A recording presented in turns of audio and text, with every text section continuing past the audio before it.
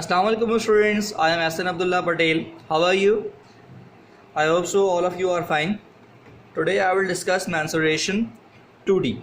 There are two types of mensuration, 2D and 3D. First of all, I will discuss the 2D mensuration. In this I will discuss the different shapes, their perimeter and their area, how to find out the perimeter and area of different shapes. The first shape is a square. The simple properties of different quadrilaterals and different polygons and different triangles I have discussed in the previous videos in the properties of angles. Now I am only discussing the perimeter and area only. If the shape is a square, it has all four sides equal. Its perimeter is basically the outline, the boundary of the shape. The perimeter is 4 times L and the area here will be L square. Now the two other basic shapes are rectangle and triangle. You can clearly see the shapes.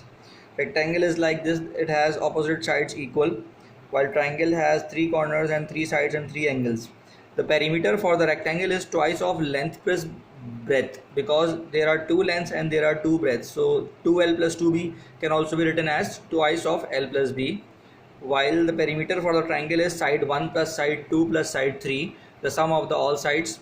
The area for the rectangle is length into breadth. The area for the triangle is half base into height. Now H is basically the height, perpendicular from vertex to opposite side. It is the vertex. Now perpendicular drawn to the opposite side is basically the height of the triangle, while the perpendicular drawn to the opposite side will be called base. If vertex is this and height drawn to this side, then this will be the base. If this is the vertex, perpendicular drawn from this vertex to opposite side, then this opposite side will be the base. Now for circle, this is the shape for the circle. The line joining center to the boundary is the radius. The line joining opposite sides of the circle passing through the center is called the diameter. Diameter is double of the radius. While semicircle is the half of the circle, therefore the area and as well as the perimeter is halved. The perimeter, the boundary of the circle is 2 pi r, that is also known as the circumference of the circle. Circumference is the boundary of the circle, 2 pi r. While 2r is diameter, therefore we can also write it as pi into d. While the semicircle has the half perimeter of the circle. The area of the circle is pi r square, and for the half circle it is half pi r square. Now another two shapes, parallelogram and trapezium. So parallelogram has opposite pair of parallel lines. So if I take one of the parallel lines as a base, then the distance between those parallel lines is the height. Basically height is the perpendicular distance between the parallel sides. So these are the parallel lines. If I take the distance between them, it is known as the height. While in trapezium, two sides are non-parallel and two sides are parallel. Height is the perpendicular distance between parallel sides. So if these two sides are parallel, that is S1 parallel to S2, then the distance between them is the height of the trapezium.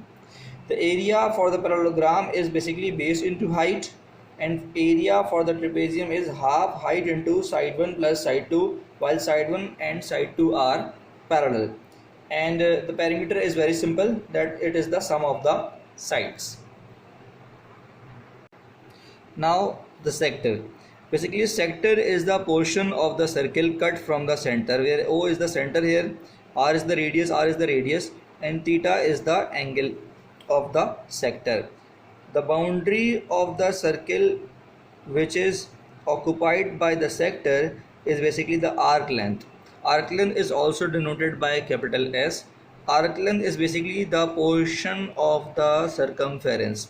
So basically by dividing theta with 360 degree, I can get the portion of the sector, that is the ratio of the sector to the circle. So it is directly proportional. The ratio of the sector to the circle is basically the ratio of the angle of the sector to the total angle of the circle, that is 360 degree.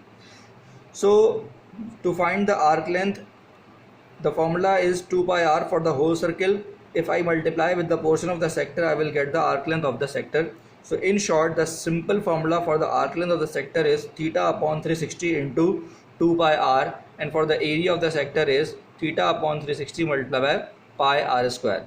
While the perimeter can be seen like r and r, that is 2r, and the arc length, and arc length is also can be written as S. So therefore the total perimeter of the sector is 2r plus S.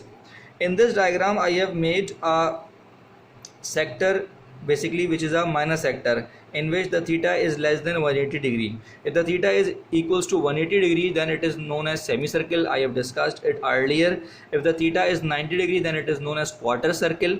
If the theta is greater than 180 degree, then it is known as the major sector. For suppose I say this sector, the major portion of the circle is called the major sector. So the formula remains the same. There is no difference in the formula for minor sector or major sector. This remains the same. Now segment. Basically, what is a segment? A segment is basically a portion of the sector. If I join these 2 points A and B are the corners of the sector. If I join A and B, so this blue shaded region is basically the segment. So arc length remains the same. What is the perimeter here? So I can see that the perimeter is basically the arc length plus this line, segment line, that is AB.